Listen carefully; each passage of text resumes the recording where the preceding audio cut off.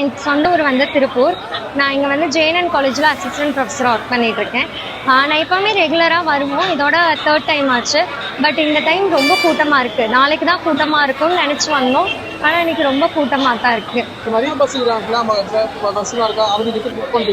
Already நாங்கள் 1 மந்த்துக்கு முன்னாடி புக் பண்ணிட்டோம். அதுக்கப்புறம் இப்போ செக் பண்ணி பார்த்தப்ப ரிட்டன் டிக்கெட் கூட இல்லாமல் தான் இருந்துச்சு. நாங்கள் போய் 2 வீக்ஸ்க்கு மேலே ஆச்சு.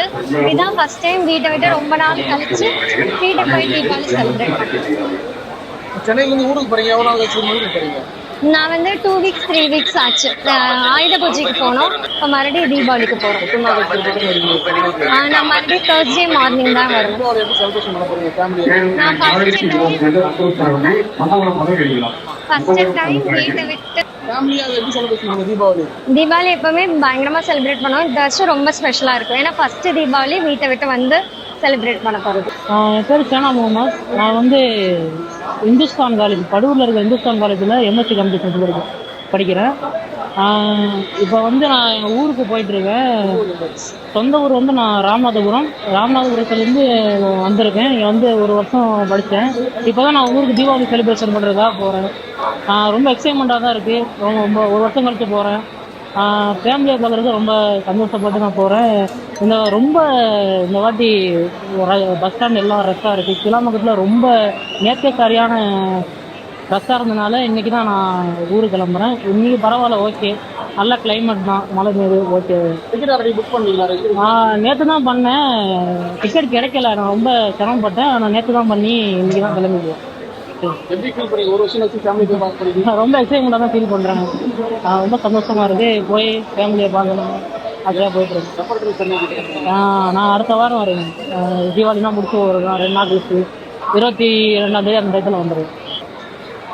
நான் பாலிலேருந்து வந்துடுறேன். இப்போ வர்றேன். இப்போ திண்டுக்கலுக்கு போகணும். பஸ் டிக்கெட் புக் பண்ணேன். இது வரைக்கும் கிடைக்கவே இல்லை.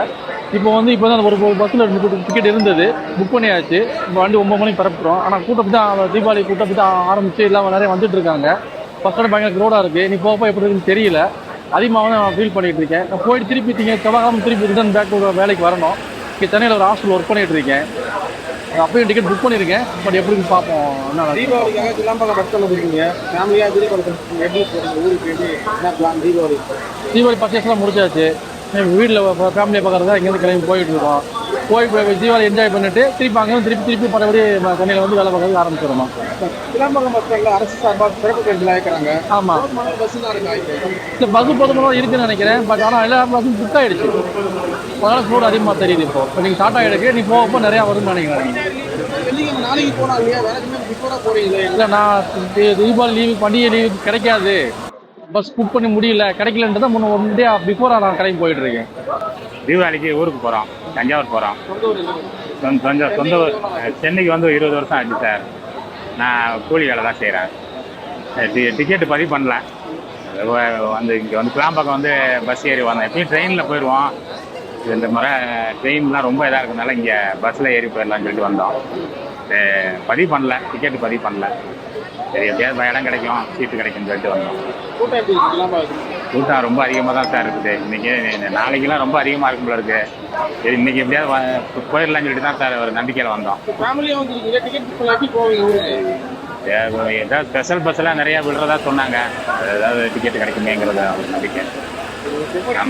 தீபாவளி முடிஞ்ச ஒரு புதன் வியாழனில் வருவோம் சார். ஆமாம் சார். என் பேர் வீரசேகர். பிளே ஸ்டோர் மற்றும் ஆப் ஸ்டோரில் இருந்து பாலிமர் செயலியை QR கோடு மூலம் பதிவிறக்கம் செய்யுங்கள். செய்திகளை உடனுக்குடன் பெறுங்கள்.